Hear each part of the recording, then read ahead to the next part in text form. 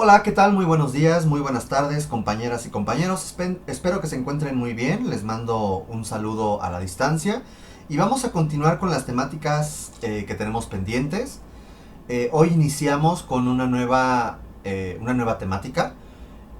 La sesión anterior, que espero hayan podido ver, fue este ciclo fundacional de los asentamientos hispanos en América, el cómo surgían estas primeras ciudades.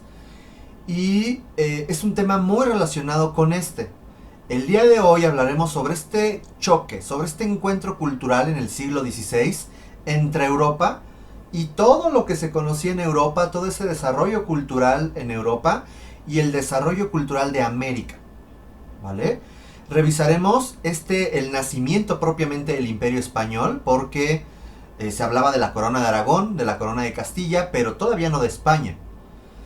Las generalidades geográficas, culturales y arquitectónicas de Mesoamérica de forma muy general, la conquista militar, el sometimiento paulatino de Mesoamérica y la estructura política, social y económica novohispana. Evidentemente por tiempo trataré de hacer la mayor de las síntesis y las cosas que por ahí no se alcancen a ver las veremos posteriormente en Zoom, ¿vale? Bien, pues vamos a iniciar. El objetivo de esta temática es reconocer los elementos del mestizaje cultural generados por la conquista del continente americano y que, en consecuencia, reconfiguraron la arquitectura con énfasis en la Nueva España. No podemos ver toda la historia virreinal de América, del virreinato de la Nueva Granada, de Perú, no podemos, no nos da tiempo. Vamos a enfatizar nosotras y nosotros en la Nueva España, en nuestro territorio, ¿vale? Y vamos a describir los nuevos géneros y componentes arquitectónicos y urbanos durante el periodo virreinal en la Nueva España. Bien, pues vamos a iniciar. Primero, el nacimiento del Imperio Español, su desarrollo y consolidación. Habíamos platicado anteriormente, en la sesión anterior, de los Trastámara, esta dinastía que va a gobernar durante a partir de un matrimonio político entre dos primos, Isabel de Castilla y Fernando de Aragón. Van a contraer nupcias y como pareja van a unir los esfuerzos de la corona de Aragón y de la corona de Castilla, ¿vale? Ellos van a tener una hija llamada Juana, Juana I, quien sería la que heredaría la corona de Aragón una vez que Fernando de Aragón muriera y la corona de Castilla una vez que la reina Isabel de Castilla falleciera. Por lo tanto, no podemos hablar en 1492 de España. Podríamos hablar quizás de la región de Hispania, que era un término latino, pero España como imperio aún no existía. Existía la corona de Aragón y la corona de Castilla, que heredaría Juana. Sin embargo, Juana fue apodada como la loca y se consideró que ella no tenía la capacidad para gobernar, lamentablemente. Entonces, Isabel de Castilla e Isabel de Aragón, porque iba a terminar heredando estos dos territorios, primero cuando muere Isabel, y Fernando de Aragón, o sea su papá, terminará siendo su regente. La va a cuidar y va a gobernar en nombre de ella hasta que muere. No, de hecho renuncia y ya luego se muere. ¿Ante quién renuncia? Hacia eso vamos. Resulta que Juana, pues la habrán tachado de demente y lo que sea, pero la casaron. Y la casaron con Felipe, apodado el Hermoso, Felipe I, que era de ascendencia francesa, de una dinastía francesa. Por lo tanto, Juana y Felipe se pueden considerar los gobernantes de Castilla una vez que muere Isabel de Castilla, la famosa Isabel la Católica. Cuando ella fallece, Juana y Felipe se vuelven gobernantes de Castilla. Pero pero Felipe el Hermoso muere muy joven. Murió. Sin embargo, su matrimonio, si bien duró muy poco, fue lo suficientemente importante para tener un hijo de nombre Carlos. ¿Ok? Debido a que Felipe el Hermoso murió y gobernó prácticamente 2 años Castilla, y que Juana no podía gobernar y que estuvo bajo la tutela de Fernando de Aragón, su hijo Carlos, con apenas 16 años de edad, resulta que Fernando de Aragón renuncia ante la tutela, renuncia a la tutela de su hija Juana y cede el poder a Carlos. ¿Ok? Todo bien hasta ahí. Entonces Carlos, un jovencito de 16 años, va a heredar la corona de Castilla y la corona de Aragón. ¿Ok? Pero también va a heredar los territorios de su hijo, los territorios de su papá, Felipe el Hermoso. Ahorita vamos a ver qué territorios heredó. Más adelante, Carlitos se va a casar con la princesa de Portugal. Su papá era el rey Manuel. E Isabel de Avis o Isabel de Portugal será la única esposa de Carlos I o Carlos V. Ahorita veremos por qué sale eso de Carlos I o Carlos V. Y van a tener otro hijo. Bueno, van a tener un hijo de nombre Felipe. ¿Ok? Vale. Considerando eso, vamos a entender lo siguiente. ¿Por qué Carlos I y Carlos V? Carlos I porque es el primer Carlos que va a gobernar Castilla y Aragón. Una vez que se heredan estos territorios como tal en 1516, surge el Imperio Español, porque ya tenemos que la corona de Aragón y la corona de Castilla son un solo núcleo político, militar y cultural, heredado por sus abuelos a Carlos I. Pero, gracias a Felipe el Hermoso, va también a heredar otros territorios fuera de España, en donde va a ser identificado como el Carlos V. O sea, el quinto Carlos que ha tenido esos territorios. ¿Qué territorios fueron? Para eso tenemos que ver este mapa o árbol genealógico. Aquí tenemos la corona de Aragón, la corona de Castilla. Una vez que conquistan Granada y conquistan Navarra, a Juana, apodada la Loca, será la heredera legítima de Aragón y de Castilla. Mientras que Felipe el Hermoso, sus padres, será Maximiliano de Habsburgo, nada que ver con el Maximiliano que conocemos acá en México, es otro Maximiliano. Maximiliano de Habsburgo, que era heredero de Austria, Tirol, una región del norte de Italia, y por lo tanto heredero del Sacro Imperio Romano Germánico, en donde ya había existido otros 4 Carlos. Y él se convertiría, pues obviamente el nieto, Carlos, en el quinto Carlos V. Quinto Carlos, o sea, Carlos V, ¿vale? Además, por parte de la abuela, de nombre María de Borgoña, Borgoña es un territorio francés, que termina heredándose a Felipe, y una vez que muere Felipe, se hereda a Carlos V, ¿vale?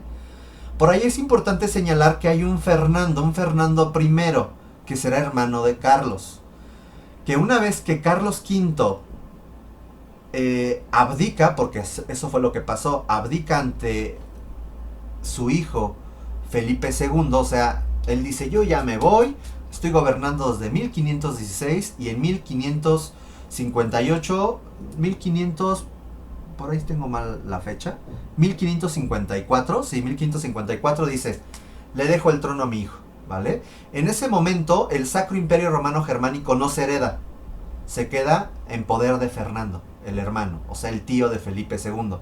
¿Qué? Bueno, vamos entendiendo entonces. Carlos V será Carlos V porque es el quinto Carlos del Sacro Imperio Romano Germánico, pero es el primer Carlos de España. Entonces, Carlos V hereda los territorios de Castilla, de Aragón, de Austria y de Borgoña, y este los va a heredar a su hijo Felipe, quien además, en 1580, debido a que no había descendencia de los nietos de Isabel de Avis, de Portugal, entra en la lista sucesoria Felipe II. Y Felipe II termina heredando todos los territorios de Portugal.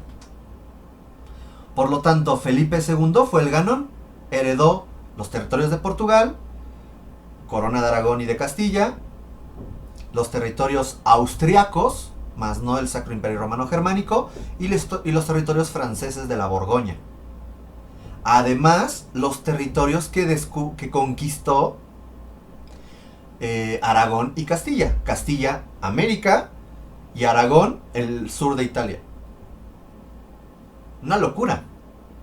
A partir de Carlos I o Carlos V se puede hablar de que inicia la dinastía real de los Habsburgo o de los Austria-Habsburgo. Y este será el escudo y la bandera.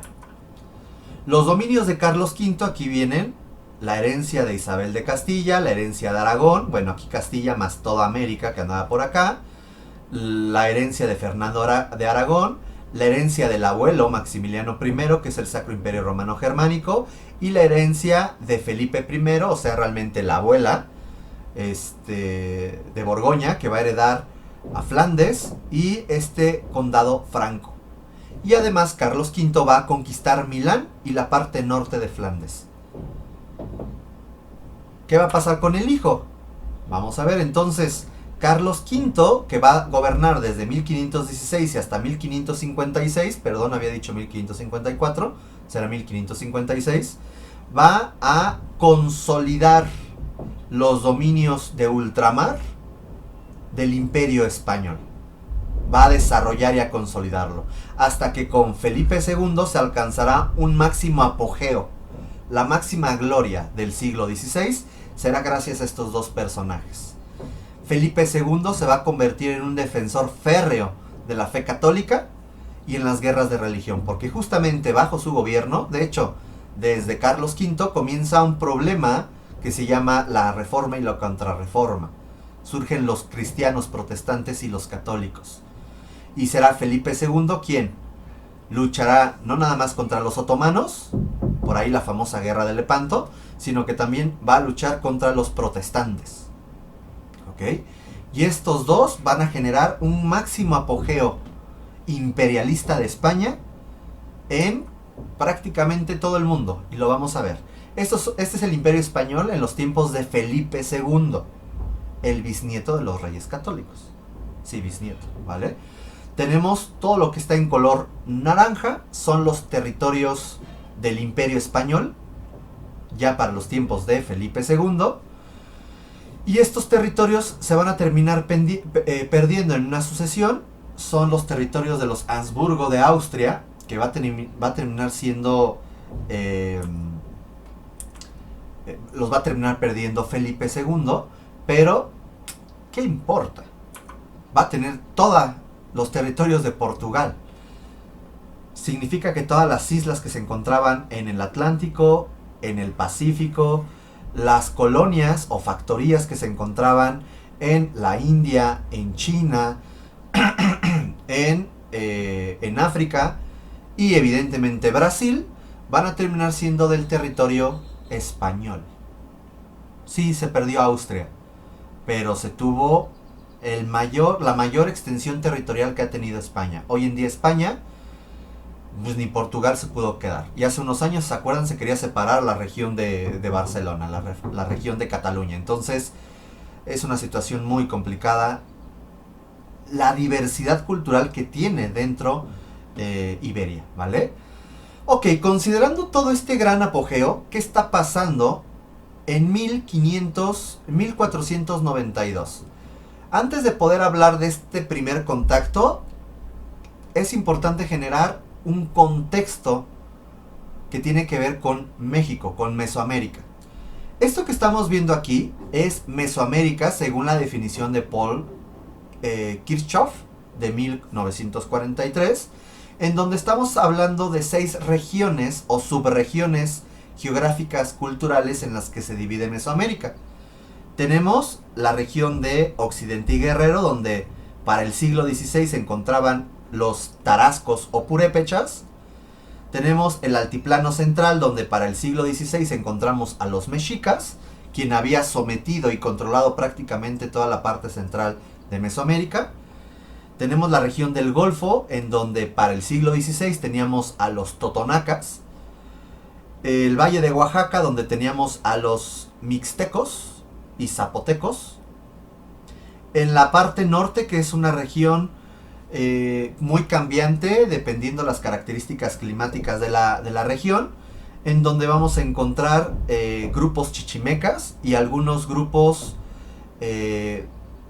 ya relacionados con los mexicas, estableciéndose en diferentes lugares de ese territorio. Y finalmente los famosos mayas, que para el siglo XVI estaban muy mermados, y prácticamente la parte central y la parte sur o alta de la región maya estaba prácticamente abandonado, y solamente quedaban un grupo de caciques en la parte norte de hoy en día Yucatán. Podemos encontrar que dentro de esta orografía, los litorales, las mesetas, la cordillera, y es muy importante recalcar el eje neovolcánico transversal y las diferentes sierras, la Sierra Madre Occidental, Oriental, la Sierra Madre del Sur, los altos de Chiapas, que generarán un contexto muy muy diferente al que los europeos tenían en mente o tenían previsto. Además, una gran cantidad de climas tendientes hacia lo templado y el cálido húmedo y subhúmedo.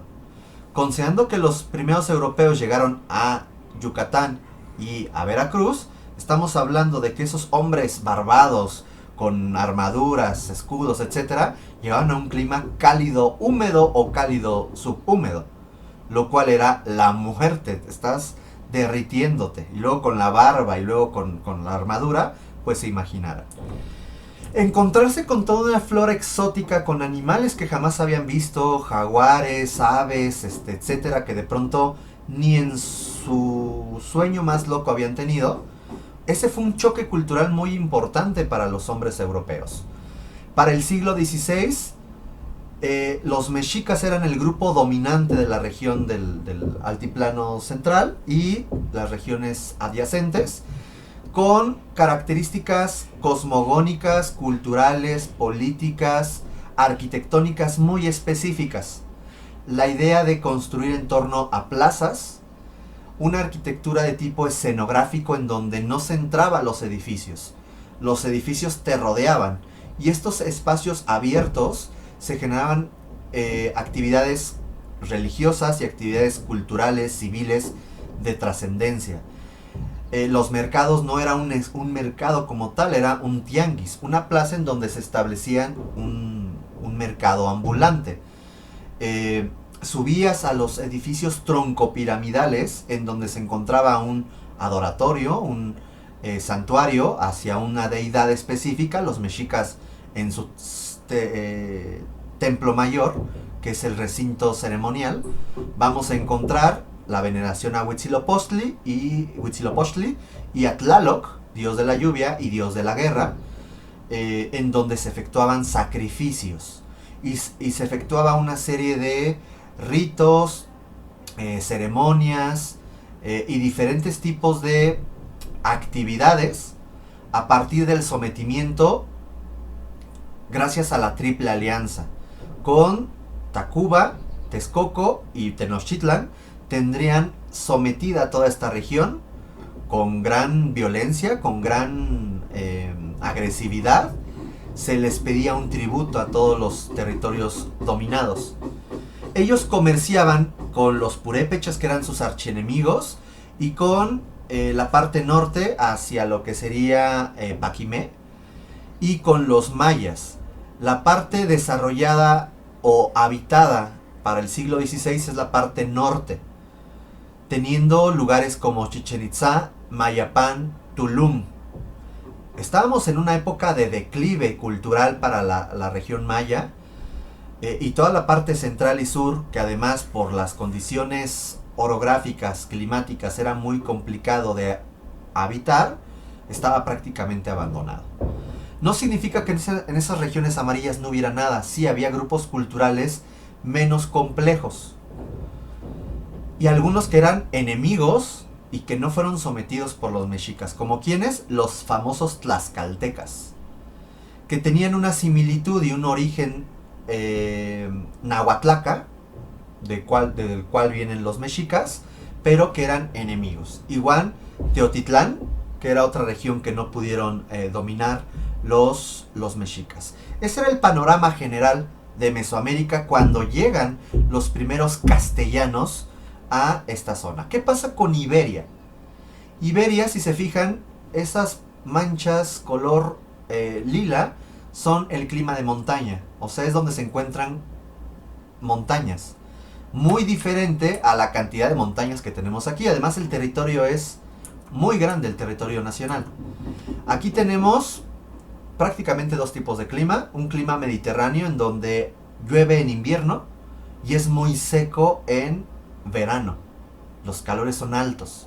Y en la parte norte un clima oceánico que tiene que ver más con el mar Cantábrico, con el mar del norte. Y la parte alta de las montañas un clima muy frío. Fuera de ahí, la mayoría son mesetas, colinas, praderas, etc. Tanto los animales como las plantas de cultivo serán muy diferentes a las mesoamericanas.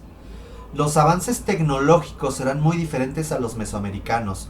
No porque Mesoamérica fuera tonta, simplemente porque tuvo un desarrollo cultural diferente y un grado de complejidad diferente al realizado en la Europa medieval o en esta relación de Eurasia, ¿vale?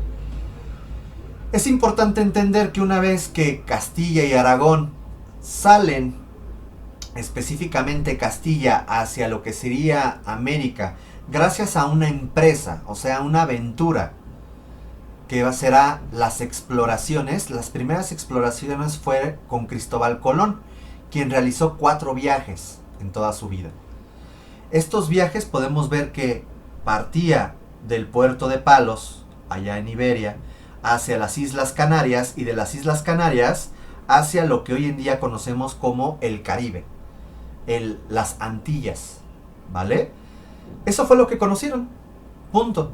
Y pensaron que habían llegado a las Indias, o sea, a islas que se encontraban allá por la India, allá por China, hasta ahí. A partir de Cristóbal Colón, y considerando que no fue propiamente el primer viaje, ya había existido un viaje previo por parte de los portugueses, que es esta línea como azul, que era para tratar de conocer la orilla de África.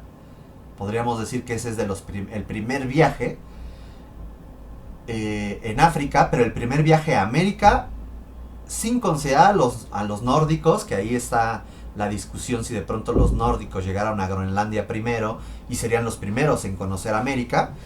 Vamos a hablar que los primeros viajes a las Antillas mayores y menores, o sea, las islas del Caribe, será por parte de Cristóbal Colón. Y después tenemos otra serie de exploradores como Vasco de Gama, Américo Vespucio, del cual a partir de este señor, el viaje 7, que va a llegar a la parte de Buenos Aires, comienza a identificarse que no se llegó a una isla, se llegó a un continente nuevo, y comenzó a entenderse como América, en honor a este señor. Hernán Cortés, que todo un rebelde, sale de Cuba sin seguir las órdenes del gobernador de Cuba, y se hace a la mar, y llega a Mesoamérica. Tenemos los viajes de Magallanes, que ese será el primer viaje que buscará darle la vuelta a todo el mundo. Sin embargo, Magallanes fallece en el transcurso y será Elcano, su segundo al mando, por así decirlo, quien lo va a relevar y concluirá el viaje. Fue la primera vuelta que se dio al mundo en un barco. Y los viajes también de Pizarro, que a partir de la región de Panamá o de tierra firme, comenzará a generar sus viajes hacia lo que es Perú. Estos serán parte de los grandes viajes y descubrimientos que se realizó en esta época.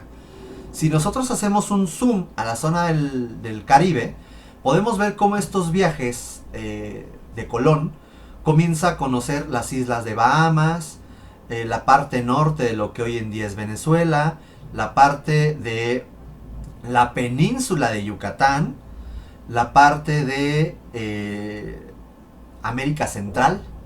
De hecho, aquí en este mapa que dice Península de Yucatán, de hecho ahí sería Honduras. Península de Yucatán está más para acá, ahorita hablamos de ello. Y la región de lo que es Panamá, Centroamérica, ¿vale? ¿Qué pasa a partir de todo esto? Resulta, y bueno, aquí están los diferentes viajes que se estaban señalando. Para 1700, perdón, para 1500, todo lo que se tenía en color blanco era la región conocida bien, digamos, por Europa. Lo que está en color amarillo para Europa era todavía un misterio, era algo que era hasta exótico, por eso China está de ese color. Europa no conocía como tal la geografía de China. Pero a partir de que comenzaron a poner colonias, o sea, establecimientos mercantiles en la India, en China y en África, Europa comenzó a conocer un poquito más de esos territorios. Pero prácticamente todo el mundo estaba inexplorado, no se conocía. E insisto, no porque sea café significa que no había nadie, sí había culturas, pero la cultura europea aún no conocía esas otras culturas. Ese fue el caso de América. América, si bien ellos dijeron que era un territorio totalmente vacío, sin cultura, no es cierto. Sí existían culturas muy desarrolladas. No tan desarrolladas tecnológicamente como Europa, pero sí eran culturas desarrolladas, ¿vale? Vamos a tener entonces que hay algo que se llaman las capitulaciones de Santa Fe, en donde una vez que Isabel y Fernando conquistan Granada, se le da la autorización a este señor genovés de nombre Cristóbal Colón, que todos los territorios que descubriera en las Indias, él terminaría siendo el virrey y gobernador de estas tierras, y las aprovecharía en nombre de la corona de Aragón y de Castilla, ¿vale? Él se convertiría en un virrey. ¿Qué es un virrey? Un representante de los reyes en otro territorio de ultramar, alejado con la metrópoli. Este señor, que se le caracteriza así por ser un genocida, porque llegó y mató a gran cantidad de personas, se establecería en lo que son las Antillas, específicamente en la isla de La Española, en donde encontraríamos hoy en día la República Dominicana y Haití, como el Virreinato de las Indias, de 1492 a 1535. Este señor sería el virrey, el primer virrey que tiene América. Y él va a establecer un modelo urbano conocido como el modelo colombino, en donde establece, a partir de esta herencia mediterránea de las factorías fenicias y factorías griegas o colonias griegas, tener un establecimiento portuario en una tierra que apenas está conociendo, para que ese establecimiento portuario extraiga las materias primas y las pueda transportar a la metrópoli. Eso es una colonia o factoría. Ese establecimiento urbano en el cual busca aprovecharse de todos los recursos y las materias primas. Punto. Se acabó. A eso se le llama modelo colombino. Más adelante tendremos otro gobernador, un gobernador de Santo Domingo, dentro del Virreinato de las Indias, que será un conquistador de nombre Obando. Siempre se me olvida su nombre, pero el apellido es Obando. Ahorita me debo de acordar. Este señor, este gobernante, Obando, va a establecer un modelo llamado modelo obandino, en donde a partir de la historia, en donde los romanos establecían castros romanos, se va a establecer los primeros asentamientos a manera de un esquema de castro romano. Estas imágenes que les estoy mostrando son ejemplos de un castrum romano, en donde tenemos un desarrollo muy específico de los límites del asentamiento, un asentamiento militar, con el acomodo de sus casas de campaña, caballerizas, donde está el general, etc. y una serie de puentes y muros que van a dividir o evitar que la ciudad sea atacada por otros grupos. El modelo ovandino va a establecer una conquista de un territorio que se está conociendo y la expansión del mismo. En breve continuamos con este tema en la siguiente parte del video. Gracias.